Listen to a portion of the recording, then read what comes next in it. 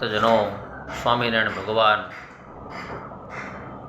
ગઢડામાં બિરાજમાન હોય, સંતો હરિભક્તોને હકડે ઠેઠ સભા ભરાઈને બેઠી હોય,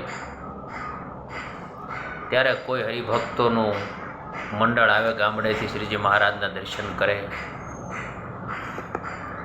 અને પોતે ગદગદ ભાવે જે કાંઈ ભેટ લાવ્યા હોય ભગવાનને ધરે અને ભગવાન અંગીકાર કરે. વાલા ભક્તજનો, આ મર્મ બહુ નાનો છે પણ વાત બહુ મોટી છે. ભગવાનને એક વખત દ્રષ્ટિ પડી જાય એટલે જીવાત્માનું કલ્યાણ થઈ જાય. આ વાત આવડી મોટી છે, નાની નથી. નાની ક્યારે પણ ના સમજશો. હમણાં વડતાલની અંદર લક્ષ્મીનારાયણ આદિ દેવોનો હરિકૃષ્ણ મહારાજનો 200 વર્ષનો જે પાટોત્સવ, શું આનંદ હતો. કેસરનો અભિષેક જોતા એમ લાગતું હતું કે સોનાનો વરસાદ વરસે છે, સોનાનો વરસાદ વરસે છે. વાલા ભક્તજનો, આવી મૂર્તિઓ, આવી રૂડી સુંદર મૂર્તિ આપી મહારાજે કરી મેર. રૂડી સુંદર મૂર્તિ રે આપી મહારાજ કરી મેર. મહારાજે ડભાણમાં કેવડો યજ્ઞ કરાયો. અરે લોયા ધામની લીલા વખાણીએ 18 મણ રીંગણા અને 12 મણ ઘી.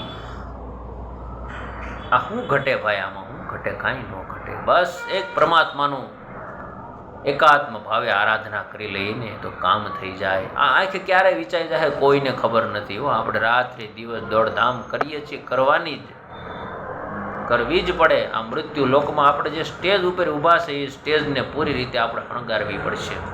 પણ જે ભગવાને આપણને મૂર્તિઓ આપી, મદન મોહનજી મહારાજ, સિદ્ધેશ્વર મહાદેવ, નરનારાયણ દેવ, ગોપીનાથજી મહારાજ, લક્ષ્મીનારાયણ દેવ, ભુજની અંદર નરનારાયણ દેવ, અમદાવાદની અંદર નરનારાયણ દેવ, ધોલેરામ મદન મોહનજી મહારાજ બિરાજે, જુનાગઢમાં સિદ્ધેશ્વર મહાદેવ, હરિકૃષ્ણ મહારાજ, ગઢપુરમાં ગોપીનાથજી મહારાજ, હરિકૃષ્ણ મહારાજ, વડતાલની અંદર લક્ષ્મીનારાયણ દેવ, હરિકૃષ્ણ મહારાજ, બધા દેવો. શું આ દિવ્યતા અને ભવ્યતા! બસ આને યાદ કરીએ, આને વાગોળીએ એટલે કલ્યાણ આપોઆપ થઈ જાય. અને યાદ કરવાનું છે, આને વાગોળવાનું છે, બીજું આપણે કંઈ નથી કરવાનું.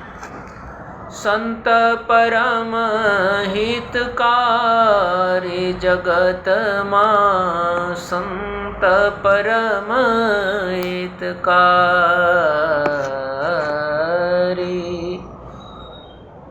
મુક્તાનંદ સ્વામી કહે કે તમે નાના સંતોનું ધ્યાન રાખજો, સત્સંગની માં કહેવાના. વિદ્વાન સ્વામી નિત્યાનંદ સ્વામી, વૈરાગ્ય મૂર્તિ નિષ્કોળાનંદ સ્વામી, દેવાનંદ સ્વામી, સખા મૂર્તિ બ્રહ્માનંદ સ્વામી. શું ભક્તો, આ ખૂટે એમ જ નથી. વાલા ભક્તજનો, આપણે જેટલું વાગોળીએ એટલું ઊંડું ઉતરે એટલું મૂર્તિનું શોક. હે સંતોનો સમાગમ, આચાર્ય મહારાજ શ્રીના દર્શન, હરિભક્તોનો સંગ, સંતોનો રંગ.